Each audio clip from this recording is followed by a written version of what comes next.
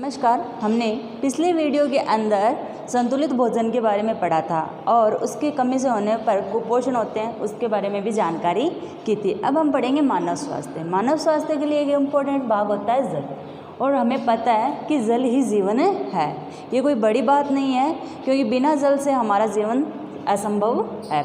हम सुबह उठने से लेकर रात तक सोने तक जल को किसी भी अवस्था में काम में लेते हैं, और उसी लिए हम सबसे ज़्यादा जल को लेते हैं पीने योग्य।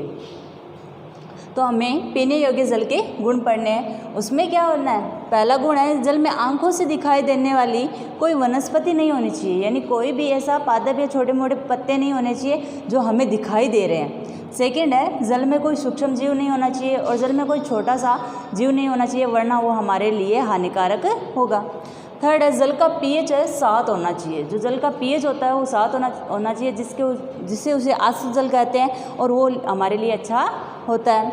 फिर चौथा, जल में पर्याप्त मात्रा में ऑक्सीजन घुली हुई होनी चाहिए, जो हमारे पूरे दिन की उपापचय क्रियाओं में कार्य करती है। इसीलिए अक्सर डॉक्टर मशवरा देते हैं कि हमें 8 से 10 गिलास पानी पीना चाहिए, जिससे हमारी रोग प्रतिरोधक क्षमता भी बढ़ती है।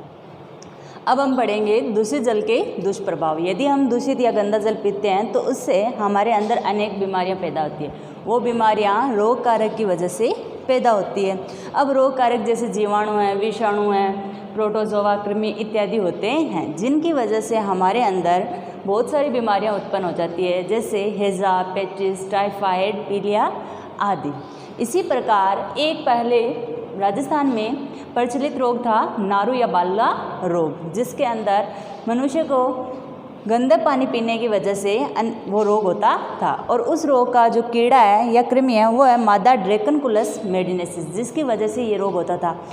नारू रोग उन्मूलन के बाद 2000 के बाद अभी तक राजस्थान में उसका एक भी मरीज नहीं मिला है। इसका मतलब हमने उस पर जीत हासिल कर ली।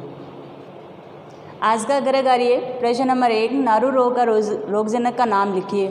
प्रश्न नंबर 2, पीने योग्य जल के गुण लिखिए।